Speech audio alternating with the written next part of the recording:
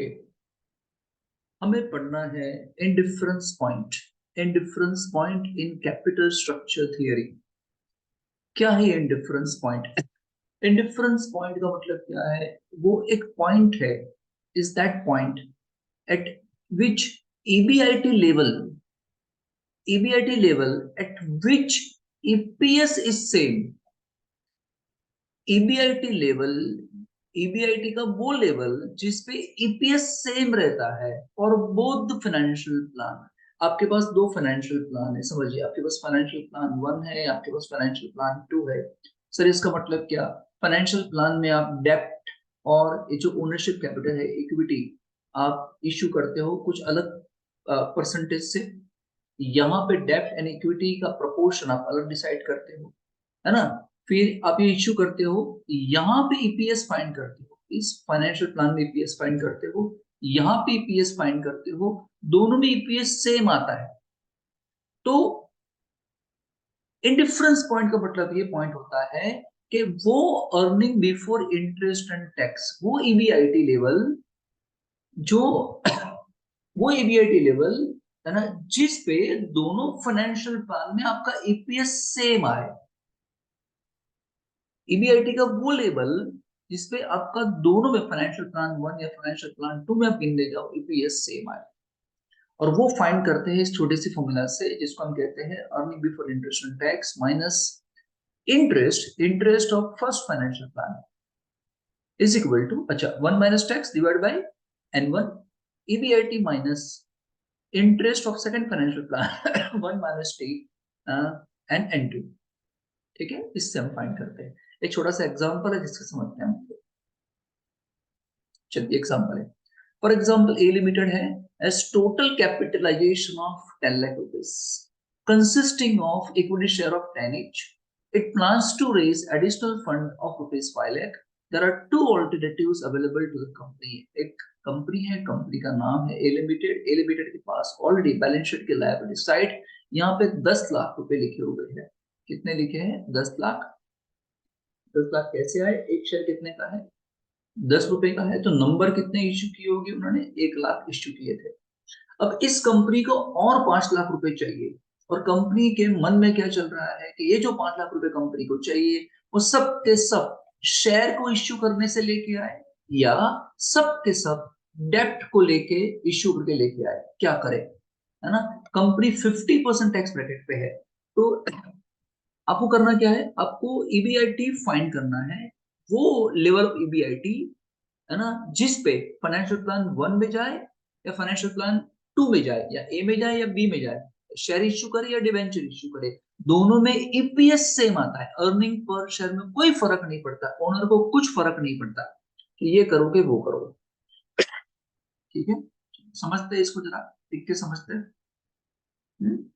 चलिए, financial plan, इसमें क्या था? Entire amount by issue of share, सब के सब पैसे शेयर को इश्यू करने से लाएंगे आप, और सब के सब पैसे कैसे लाओगे? आप डेब्ट को इश्यू करने से लाओगे। ठीक है, चलिए तो देख लेते हैं, है ना। क्या फॉर्मूला क्या थी? फॉर्मूला ये थी ना कि EBIT minus interest in first financial plan 1 minus tax divide bye numbers in the first plan, EBIT in the second minus interest of second financial plan 1 minus tax divided by N2। ठीक है, चलिए, earning before interest and tax ही तो आपको find करना है, वही तो फाइंड करना है, माइनस यहाँ पे इंटरेस्ट। अब पहले फाइनेंशियल प्लान में, यहाँ पे इस वाले फाइनेंशियल प्लान में फर्स्ट वाले ऑप्शन के अंदर आप तो शेयर इश्यू करना चाहते हो ना। अगर आप शेयर इश्यू करना चाहते हो तो आपको इंटरेस्ट का पेमेंट करने की जरूरत है ही नहीं, यहाँ पे इंटरेस्ट लगेगा ही नहीं, तो नील आ जाएगा। ठीक है, 1 माइनस टैक्स, टैक्स की रेट कितना है? 50%। नंबर कितने आ जाएंगे? सॉरी, नंबर कितने आ जाएंगे? अगर आपको डिबेंचर इश्यू नहीं करने, डेब्ट अगर मार्केट में से नहीं उठाना है, तो फिर सबके सब पैसे कैसे लाने पड़ेंगे? आपको शेयर इश्यू करके लाने पड़ेंगे, शेयर इश्यू करके लाने पड़ेंगे। और अगर आप सबके सब पैसे शेयर इश्यू करके लाओगे, तो पहले से ही 1 लाख तो नंबर है ही, 1 लाख तो पहले से ही है। और दूसरे अब 5 लाख लेके आओगे मार्केट में से, तो नंबर कितने बढ़ेंगे और 50,000 हो जाएंगे। तो ऐसे केसेस में या नंबर कितने हो जाने वाले हैं, 1 लाख तो थे और 50,000 बढ़ेंगे, यानी कितना हो जाएगा 1,50,000।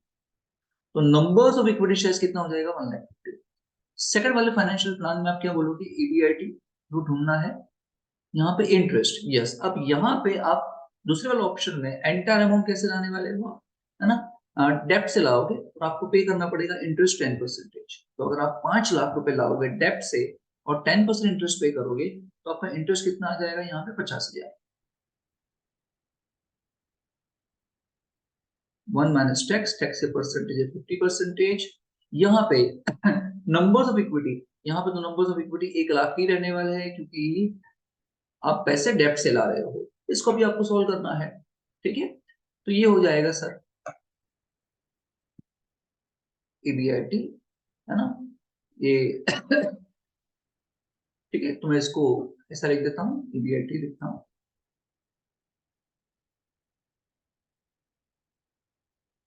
ये 0 हो जाएगा तो ईबीआईटी, और ये कितना हो जाएगा 0.5 डिवाइड बाय क्या 1,50,000,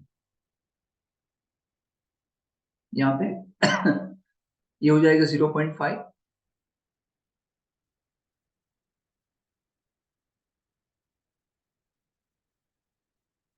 ये हो जाने वाला है 0.5, यहाँ पे आ जाएगा 1,00,000, ठीक है।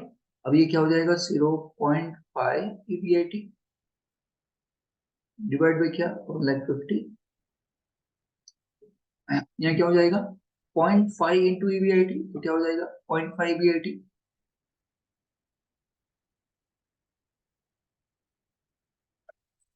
माइनस का माइनस, 50 इंटू 0.5 ये कितना हो जाएगा आधा, 25,000।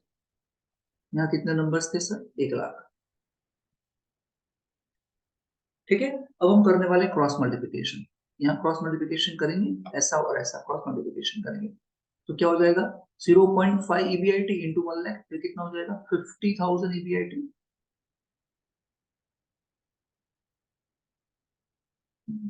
ये ऐसा कर जाएगा। और यहाँ पे 1,50,000 इंटू 0.5 तो हो जाएगा 75 ईबीआईटी, एंड 1,50,000 है ना इंटू 25,000, तो ये हो जाने वाला है, मेरे पास पहले से आंसर है 375,000,000,000,000 इतना हो जाने वाला है। चलो इसको फर्दर सोल्व करते हैं, है ना, ईबीआईटी ईबीटी को साथ में ले लेते हैं, इस माइनस को वहां ले लेते हैं, तो क्या हो जाएगा 3,750,000,000,000 is equal to 75 EBIT minus 50 EBIT, तो ये कितना हो जाएगा 25,000 ईबीआईटी, और ये जितने भी अमाउंट है 37 डिवाइड हो जाएगा, हम डिवाइड कर देंगे इसको,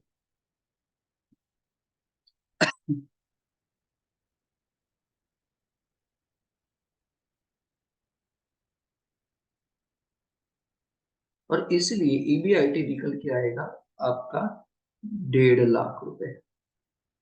तो ईबीआईटी कितना निकल के आया 1,50,000, क्या मतलब क्या 1,50,000 ईबीआईटी होगा ना, तो दोनों पे ही एपीएस सेम रहने वाला है। चेक करते हैं, चलो फाइनेंशियल प्लान 1 में चेक करते हैं, फाइनेंशियल प्लान 2 में चेक करते हैं। हम दोनों में ईबीआईटी लिखेंगे, यहाँ कितना आया, यहाँ पे भी 1,50,000, क्योंकि हम दोनों प्लान को कंपेयर किया था, दोनों को कंपेयर करने से कॉमन ईबीआईटी निकल के आया 1,50,000। पहले क्या पे करेंगे सर, इंटरेस्ट, फाइनेंशियल प्लान 1 में इंटरेस्ट तो था ही नहीं, यहाँ पे डैश, यहाँ पे इंटरेस्ट था, यहाँ कितना था इंटरेस्ट 5 लाख पे 50,000, तो यहाँ पे 50,000 इंटरेस्ट पे कर रहे थे, तो यहाँ पे कितना निकल के आएगा 1,50,000, यहाँ पे कितना 1,00,000, ठीक है, ये 1,50,000 और 1,00,000। चलिए अब यहाँ से क्या माइनस हो जाएगा, टैक्स, टैक्स कितने परसेंटेज है 50%, इसका आधा 75, तो यहाँ 75 बचेगा, ओनर के लिए, और यहाँ पे 50, और यहाँ पे ओनर के लिए बचेगा 50। ठीक है, अभी हम क्या फाइंड करते हैं, अर्निंग पर शेयर ईपीएस। ऊपर क्या आएगा, जो बचा है वो, नहीं जो बचा है वो कितना बचा है 75। प्रेफरेंस जो है तो देना नहीं इसके अंदर हमको, तो 75 यहाँ बचा है पहले फाइनेंशियल प्लान में। और पहले फाइनेंशियल प्लान में नंबर कितने थे नंबर कितने थे, शायद 1.5 लाख थे, है ना। नंबर कितने थे, 1.5 लाख। ठीक है, और यहाँ कितना था, 50,000। और यहाँ नंबर कितने थे, यहाँ नंबर 1 लाख ही थे ना, यहाँ डिबेंचर इशू किया इसलिए। यहाँ पे आंसर आया कितना, 0.5। यहाँ पे भी आंसर आया कितना सर, 0.5। देख रहे हैं, है ना। ईबीआईटी का वो लेवल, ईबीआईटी का वो लेवल जहां पे ईबीएस दोनों के क्या रहते हैं, सेम, इसको हम क्या बोलते हैं, है ना, indifference point in capital structure.